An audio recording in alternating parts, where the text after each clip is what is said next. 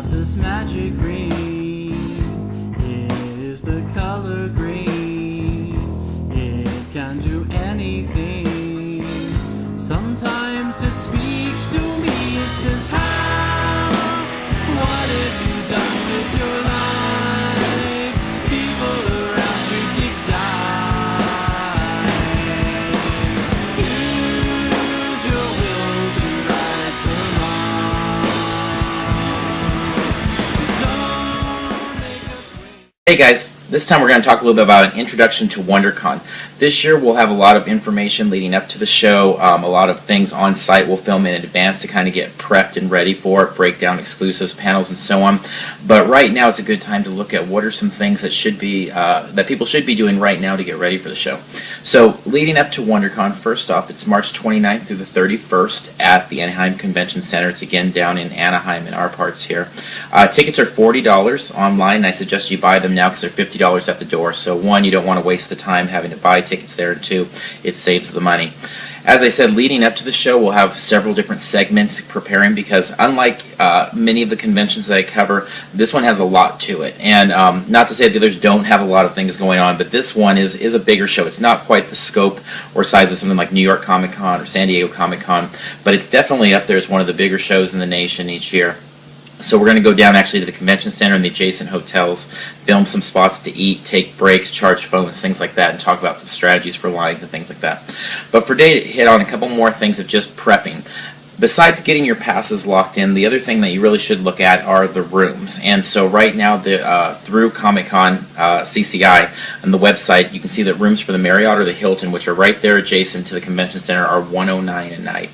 And so there's a lot of value in that from what we found because it's the type of show that goes pretty late into the evening and starts early in the mornings.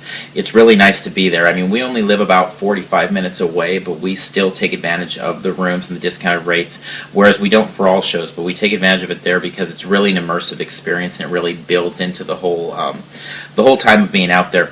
Plus, with it being right next to downtown Disney and Disneyland itself and DCA, there's a lot of things to do there too. So those are things also to think about. If you are interested in eating in downtown Disney or Disneyland, one thing to be aware of there is just that booking for those places starts 60 days in advance. So that's something you could be doing right now besides booking your room and getting your passes, is actually booking reservations for your dinners. And that way, if you want to eat at the Blue Bayou in Disney or at the ESPN Zone downtown or so on, you can start getting that locked in, and so that you're not sitting there scrambling or wasting valuable fun time out there waiting in line for things. It will be a very crazy time. Really hectic down there. It's crowded enough on Fridays, Saturdays, Sundays without adding WonderCon to the mix, so it's good to kind of have a plan.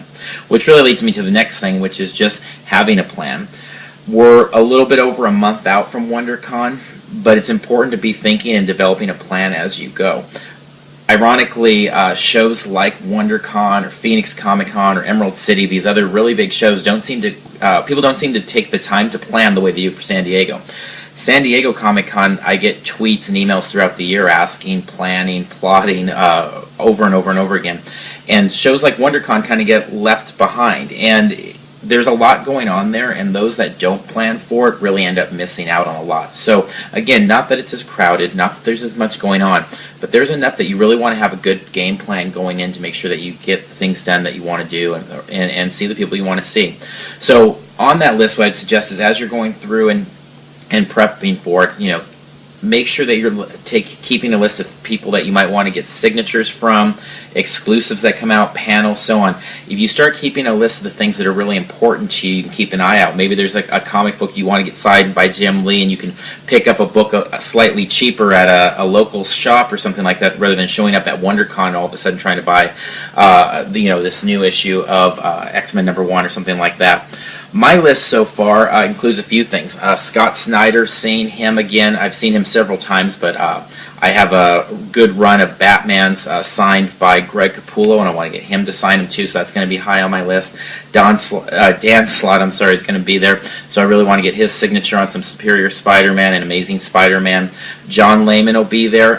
If you go out to the Arizona shows, you can see him frequently, but he's not around California quite as much. He talked a little bit when I was out at Amazing Arizona Comic-Con about having the Chog exclusive, and that might be something coming for San Diego, but might even have it at WonderCon, so I'll be keeping my eye out there. DC is going to be premiering their animated Superman Unbound, and that will be a nighttime activity, I'm sure, like it usually is at WonderCon, and so that's a fun thing and something to plan on. And then leading up to another convention coming in June, a brand new one, is Amazing Las Vegas Comic Con, which Jimmy J, who's a big-time vendor at WonderCon, San Diego Comic-Con, and pretty much all the cons across America. I want to sit down with him, talk a little bit about Amazing Las Vegas Comic Con, and get ready for that show as well. So those are the things that are highest on my list of priorities right now going into the show. And so whatever may be on your list, what's important is just that you have that idea and that you have some sort of list and that you're starting to look at those things. Think about where you might want to eat. Think about how you want that weekend to look. That way when you get there you can maximize the fun and not be left out on anything. Okay? Alright, so we'll be back with more WonderCon info as we progress and get closer, but make sure to start planning now. See you in line. This magic green, it is the color green, it can do anything. Sometimes it speaks to me, it says how, what if